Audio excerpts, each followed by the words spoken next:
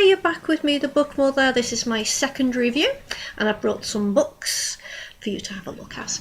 And I also have a little fairy thing here. This is Edgar. Say Edgar.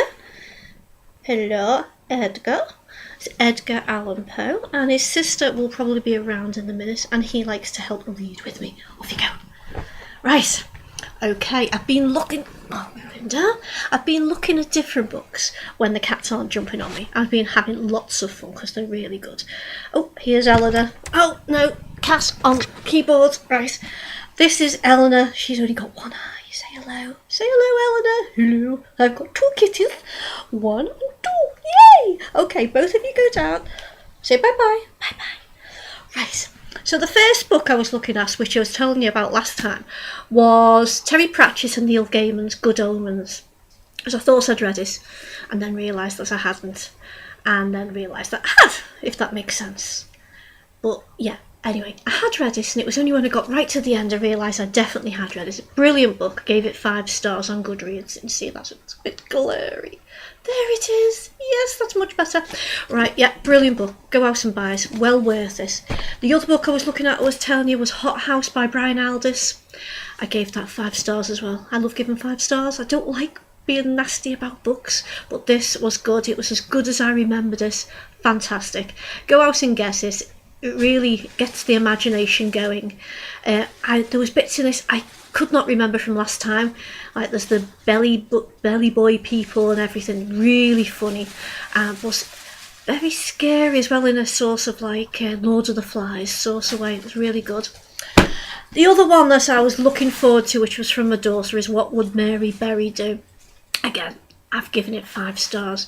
This is one of the funniest books I've read in a long time. It's a chick lit, and it was really, really funny. If you can hear scrunching in the background, it's because Edgar, the cat, has decided he's found a plastic bag and is on top of it at the moment, and I think he's going to suffocate himself if he's not careful. I keep an eye on him throughout, and I'll let you know how he is by the end of this little review. Anyway, this book is really good, by Claire Sandy. Fantastic book. Really funny how this woman goes from being really rubbish at baking cakes to being quite fantastic, and she's got a new friends that was into baking cakes, but there's all the family around it and everything. Really, really good. Excellent book. Right, this book I got as first reads from Goodreads, and Humber Boy B. Not the sort of thing I usually go through for Ruth Dugdall. Now, I've not read this sort of thing. It's a crime type thing to do with a child murder, but it was a child murderer as well. Wasn't sure. Can you get off the keyboard? Thank you. Wasn't sure how it was going to be, but it was fantastic. Again, gave it 5 stars. Now, the reason I got it from Goodreads was because I entered in their giveaway competitions, which I like to do every now and again. And I thought I'd go for books that I don't usually go for, different genres. And luckily got this one. And I'm so glad, because I would never have picked it up otherwise. So if you ever want to try something different... Sorry, just moving another cat. If you ever want to try something different, just go on to Goodreads giveaways and see what there is out there, and you'll be really surprised at what's there. It's excellent.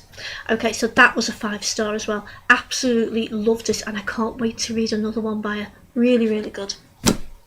This one, another Goodreads giveaway, was Secrets of the Tower by Debbie Ricks. This is set in Pisa, and it's to do with the building of the Tower of Pisa, the leaning one, right? Well, it shows who actually designed it, because no one ever actually knew who designed it. And the premise of this story is that this woman did, and a woman in modern day goes back through all historical things and notes and everything to find out if there's any information on who built Pisa, and she gets the inkling it might be this woman, but also tells the story from the woman in history's side as well. And it's really good. There's a love story built around this. It's fiction based on non-fiction, and it's really, really good. A lovely love story in it as well, and at some points things happen you're not expecting. It really is a bit of a tearjerker as well. Really good. Other one, The Ocean at the End of the Lane by Neil Gaiman. Just had to, really had to, because my daughter had told me so much about it. It's a bizarre book. It takes you back to your childhood. It's quite a while ago, and it's quite quite bizarre. I love it. What more can I say?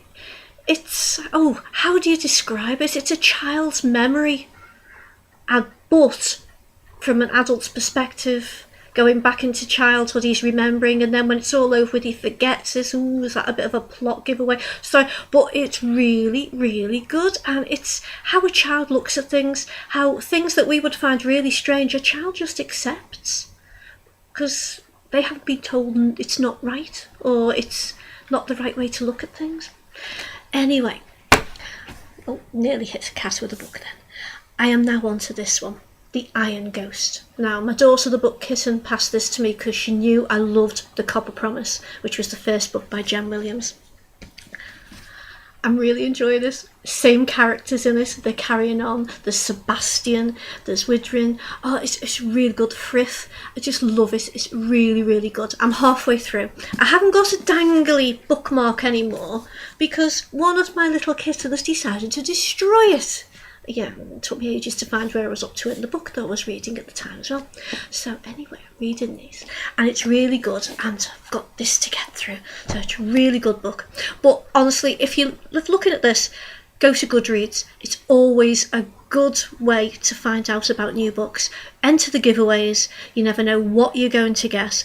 Give them a review, and you never know what you're going to get back. I have had some bad ones, and I couldn't even put them on a book review because they were a sort of like, yeah, I don't want to upset people. I know, as a reviewer, you're supposed to give a really unbiased thing, but I can't be nasty to people because they've spent hours and hours, days, weeks, months, years even writing this work, and it's personal to them sometimes, but unfortunately sometimes it doesn't work.